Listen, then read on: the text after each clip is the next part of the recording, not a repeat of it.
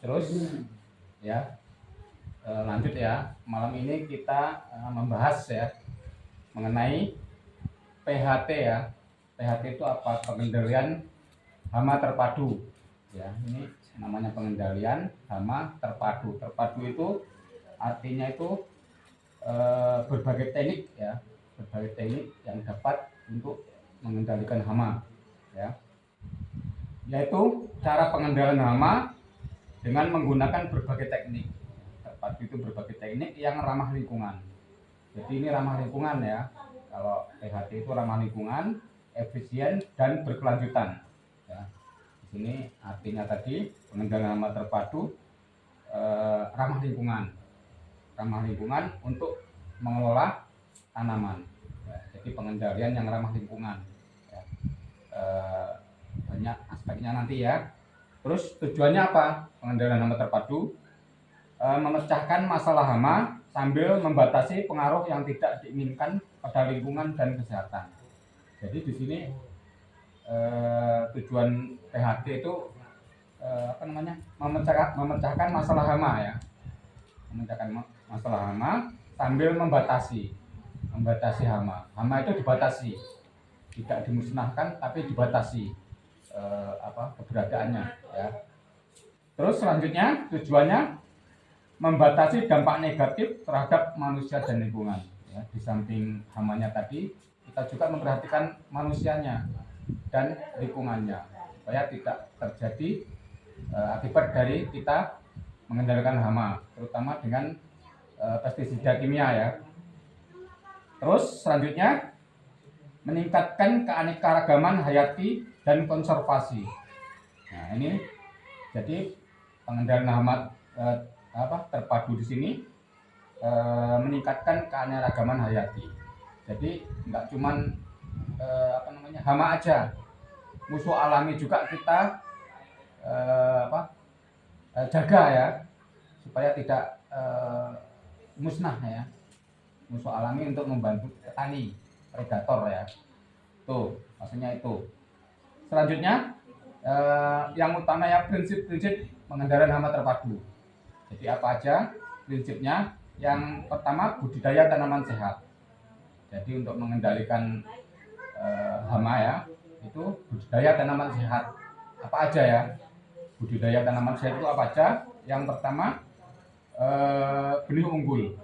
Jadi untuk mengendalikan hama itu pertama itu kita tanam bibit yang unggul.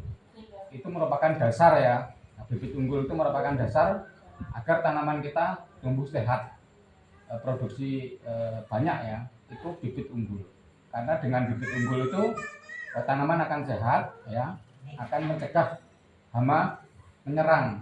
Yang namanya tanaman sehat, hama juga akan tidak mudah menyerang ya. Terus tumbuhnya juga baik ya, bagus ya, bibit unggul itu tadi ya, benih unggul.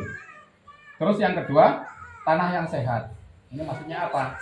Tanah yang sehat dapat mengendalikan hama dan penyakit, karena di dalam tanah yang sehat itu terdapat organisme, terdapat unsur-unsur yang lengkap. Nah, kalau unsur-unsur yang lengkap berarti tanaman kan akan tumbuh sehat ya, akan tumbuh sehat, terhindar dari hama dan penyakit. Kalau di dalam tanah itu mengandung bakteri, mikroorganisme yang menguntungkan, itu juga dapat mengendalikan hama ya, itu juga akan dapat mengendalikan hama. Nah, itu ya. Jadi kita harus dasarnya budidaya itu tanah yang sehat, karena di dalam tanah yang sehat tadi dijelaskan dapat mengendalikan hama dan penyakit ya. Selanjutnya pemupukan yang berimbang. Apa dampaknya terhadap pengendalian penyakit mengenai pupuk ini? Kalau pupuk nggak berimbang ya, nanti ada ya unsur-unsur tertentu yang bahkan kalau kelebihan akan mendatangkan penyakit. Contohnya N. Kalau terlalu banyak itu tanaman terlalu subur ya, akan mudah roboh, dan hama itu akan senang ya, karena di situ mungkin terlalu manis ya, lembab juga, terus jamur juga akan datang ya. Itu pupuk berimbang. Jadi setiap unsur itu punya apa namanya, setiap unsur itu punya tujuan ya, tujuan atau apa namanya, manfaat yang berbeda. Makanya kalau bisa kita menggunakan pupuk yang unsur makro, N, P, dan K, dan unsur mikro. Jadi harus berimbang. Kalau seandainya kita selama ini memakai pupuk subsidi ya, itu kan cuma mengandung N, P, dan K. Kita tambahkan dengan pupuk kompos ya. Kita tambahkan dengan pupuk kompos atau kita tambahkan dengan pupuk cair ya. Pupuk organik cair di sela-sela kita menggunakan pupuk padat ya. Contohnya banyak ya, pupuk cair, NPK cair. Kalau masih vegetatif pakai ultradap ya, atau pakai gandasil apa kalau masih awal itu. Gandasil D ya. Terus kalau generatif kita pakai gandasil B ya, buah, atau KNO3 bisa. Kalau masa awal kita pakai yang merah ya, KNO3 merah. Kalau yang udah berbunga generatif kita pakai yang KNO3 putih. Itu di sela-sela kita memakai pupuk padat tadi yang subsidi, kita selingi ya dengan pupuk cair melalui penyemprotan untuk memenuhi pupuk yang berimbang tadi. Terus selanjutnya, tadi pupuk ya. Selanjutnya perlakuan benih ya. Jadi untuk mengendalikan hama dan penyakit, perlakuan benih ini diperlukan supaya benih yang kita tanam terhindar dari penyakit ya. Kita rendam dengan fungisida atau zat perangsang tumbuh ya, JPT, auksin ya, atau PGPR atau mikoriza. Ini PGPR dan mikoriza ini mikroorganisme yang membantu. Kalau kita rendam dengan PGPR atau mikoriza itu jamur ya, jamur yang membantu akar ya untuk menyerap unsur hara atau air ya. Kalau di akar itu ada mikoriza, mudah-mudahan kalau musim kemarau itu tanaman tetap akan tumbuh subur karena dibantu dengan mikoriza yang membantu penyerapan unsur hara dan air itu ya. Terus selanjutnya prinsip yang kedua, pemanfaatan musuh alami. Jadi di sini pengendalian hama terpadu itu memanfaatkan musuh alami, memanfaatkan predator. Jadi predator kita manfaatkan. Apa itu predator? Yang membunuh hama kita. Yang membunuh tikus itu apa? Burung hantu, elang ya, burung alap-alap atau ular ya. Nah itu kita manfaatkan musuh alami. Kalau burung hantu itu banyak ya di daerah-daerah lain itu ada ya, Bubuha, rumah burung hantu ya. Rumah burung hantu itu kita buat ya. Itu sangat membantu untuk mencegah dan mengendalikan hama tikus, terutama tikus ya. Itu berupa rubuha. Terus parasitoid ya. Untuk mengendalikan hama dan penyakit kita menggunakan parasitoid ini petani-petani yang milenial biasanya ya, petani-petani hortikultura atau sayur-sayuran ini pakai parasitoid itu parasit ya. Jadi kita semprot, kita sebarkan parasitoid. Untuk parasitoid itu apa ya? Dia itu menempel di hama. Lama-lama dia menyerang hama itu, kemudian hamanya akan mati. Contohnya semacam jamur ya. Kalau kita semprot jamur ke hama, nanti nempel di itu hama, lama-lama jamur itu berkembang, hamanya akan mati. Itu parasitoid ya. Itu contohnya Bevaria ya. Bevaria itu banyak dijual ya di toko-toko pertanian. Bevaria ya Pak ya. Itu parasitoid. Itu berupa jamur untuk menyerang hama. Terus laba-laba juga itu musuh alami kita yang membantu kita. Jadi kalau ada laba-laba ya kita jangan kita bunuh kalau bisa ya. Burung hantu tadi atau burung-burung kecil pemakan ulat ya. Burung-burung kecil pemakan ulat itu juga kita manfaatkan ya. Jangan kita bunuh ya, atau kita tangkap. Contohnya apa? Burung-burung kecil yang pemakan ulat itu. Sekarang udah agak jarang ya, iblek ya mungkin ya, iblek atau perenjak mungkin ya. atau sebenarnya burung burung gereja itu yang memakan memakan ulat-ulat kecil. Cuman kalau kebanyakan ya padi juga ikut dimakan ya. Tuh. Terus trichoderma. Trichoderma itu mikroorganisme yang membantu juga akar ya untuk menyerap dan mencari ya atau memecah unsur kompleks menjadi unsur sederhana ya. Itu. Terus yang ketiga, prinsip ketiga yaitu pengamatan rutin. Jadi prinsip pengendalian hama terpadu yang ketiga itu pengamatan rutin ya. Pengamatan rutin. Pengamatan ini kalau bisa itu berapa hari sekali Pak ya biasanya Pak? 5 hari ya. Kelamaan enggak 5 hari? Pokoknya rutin ya.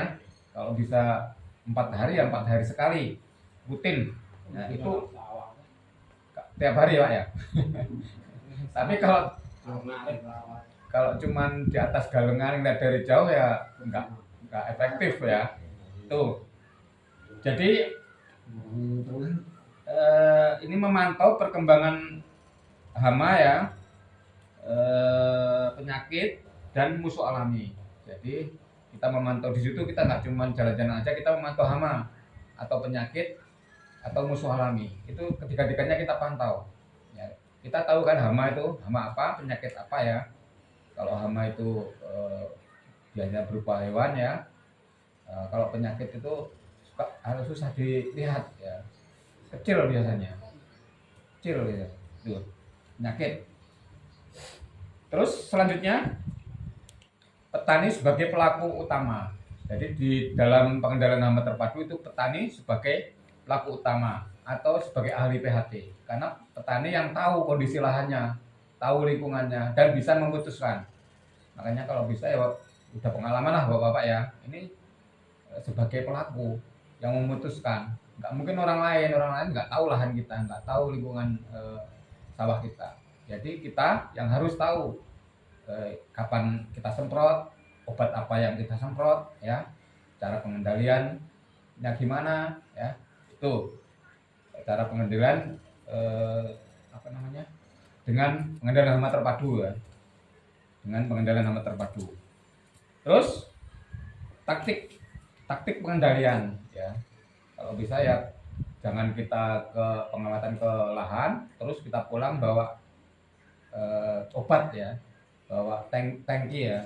Tapi kita harus tahu cara pengendalian. Yang pertama ya pengendalian kultur teknis. Ini yang pertama ya, kita kultur teknis dulu ya.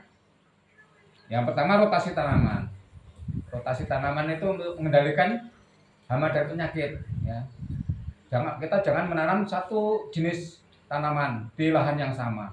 Kalau kita punya ladang ya, kalau punya sawah biasanya udah diatur lah ya, padi palawija ya. Tapi kalau kita punya lahan peladangan ya, kalau kita memang senang cabai jangan cabai terus ya. Itu rotasi tanaman untuk mengendalikan hama dan penyakit. Jadi kita harus rotasi supaya perkembangan hama dan penyakit itu akan terputus atau ganti ya. Karena tiap tanaman itu biasanya hamanya akan berbeda ya, dengan cara rotasi tanaman. Terus pengaturan waktu tanam.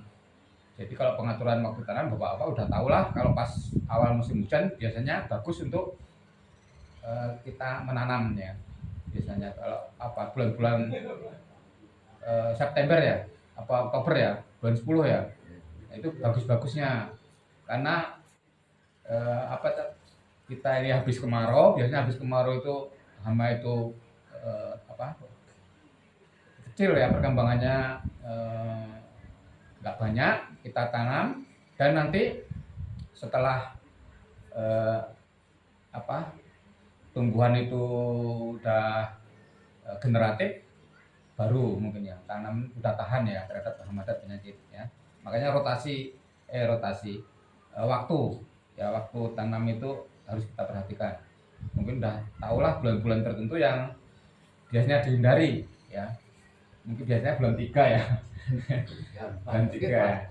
Itu kalau di pertanian sebenarnya nggak boleh. Tapi ya itu emang ada ya benernya ya. Emang mungkin ada pengaruh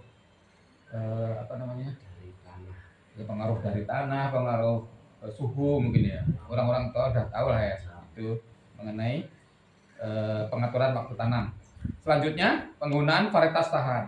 Ya, jadi kita nggak asal menanam ya, mencari benih ya. Kita harus tahu bahwa benih itu tahan terhadap serangan hama dan penyakit. Benih itu unggul ya. Apa yang kita mau itu ada, mungkin tahan wereng atau tahan blas ya. Tuh. Selanjutnya pengendalian yang kedua, pengendalian hayati. Jadi setelah tadi pengendalian kultur ya, yang kedua pengendalian hayati. Pengendalian hayati itu apa? Secara biologis ya. Contohnya melepas musuh alami. Jadi musuh alami kita lepas. Kita pelihara burung hantu, kita pelihara ular mungkin ya. Kalau di perkebunan tuh ular-ular kobra itu bisa Pak, sengaja dilepas Pak. Itu untuk supaya tikus nggak menyerang perkebunan ya. Tuh, melepas musuh alami. Terus penggunaan parasitoid tadi, parasitoid itu berupa jamur yang menyerang hama, lama-lama hamanya akan mati. Berupa jamur biasanya, Beauveria bassiana, itu parasitoid. Terus pengendalian yang ketiga sebelum kimia ya, ini sebelum kimia Pak ya. Pengendalian yang ketiga secara fisik ya dan mekanis. Ini pengambilan hama langsung. Jadi kalau ada hama kita ambil dengan tangan Pak ya. Ya. Kalau 1 hektar ya kita capek Pak. Pengendalian dengan langsung ya. Terus pemasangan perangkap. Biasanya ada pemasangan perangkap dengan lampu ya. Biasanya kalau dengan lampu itu hama ya, terutama hama itu akan datang ya. Ngumpul ya. Nah, itu bisa itu dengan perangkap atau penggunaan mulsa. Jadi pengendalian hama itu dengan mulsa. Ini gulma biasanya ya. Gulma itu rumput ya, dengan mulsa. Bisa juga hama itu karena ada mulsa dia nggak bisa langsung hama tanah biasanya ya. Bisa juga di samping gulma tadi ya, akan dapat mengurangi ya dengan penggunaan mulsa hama yang di tanah itu. Itu maksudnya itu ya. Terus yang keempat, pengendalian biopestisida. Pengendalian biopestisida. Ini maksudnya apa? Sebelum ke pengendalian secara kimia, biopestisida itu yang ada di sekitar kita. Jadi obat-obatan tradisional, obat-obatan yang nabati di sekitar kita. Banyak ya Pak ya. Serai, apalagi laos ya, laos bisa ya. Terus daun apa yang enak dimakan itu sirsa ya. Sirsa tembakau ya. Nimbang. Apalagi Pak? Banyak ya, sirih itu bisa. Terus bawang putih bisa ya. Jarak ya, tanaman jarak itu bisa. Bisa. Itu banyak sekali. Lebih dari 100 itu. Tanaman sebenarnya yang bisa untuk mengendalikan hama dan penyakit ya. Termasuk tembakau Pak. Kalau kita yang hobi merokok dikumpulin Pak tembakunya ya. Itu kita cencem dengan air, kita bisa semprotkan. Bagusnya dicampur dengan yang lain ya. Mungkin pon-pon, terus apa yang pahit itu. Yang pahit itu apa Pak? Rotoali itu juga bisa ya. Yang enak itu daun sirsak, serai, daun sirih ya. Itu pengendalian biopestisida. Terus yang terakhir nih ya, pengendalian kimia. Pengendalian kimia ini tidak dilarang, tapi secara selektif ya, secara bijaksana. Jadi kita formulanya yang tepat ya, jangan terlalu berlebih ya. Itu maksudnya itu ya, selektif. Selektif itu kalau untuk padi ya padi ya, kalau untuk sayuran karena setiap pestisida itu yang dibunuh itu akan berbeda ya hamanya. Kalau padi dengan sayuran akan beda ya. Jangan semua emang yang baik itu semua mati, tapi musuh alami juga ikut mati masalahnya ya. Nah itu, jadi itu hama terpadu itu menjaga ya, menjaga kita, menjaga tanaman kita, menjaga keluarga kita, menjaga lingkungan kita supaya di samping hama dapat terkendali ya, kita juga akan sehat, lingkungan sehat. Itu aja ya mengenai pengendalian hama dan terpadu. Tadi prinsipnya tadi pertama budidaya tanaman sehat ya. Jadi kita harus budidaya dengan tanaman sehat dengan bibit ya. Ini terus tanah yang sehat, pemupukan berimbang tadi ya. Terus yang kedua pemanfaatan musuh alami. Itu prinsip yang kedua. Prinsip yang ketiga pengamatan rutin. Yang keempat kita sebagai petani, sebagai ahli ya, ahli PHT.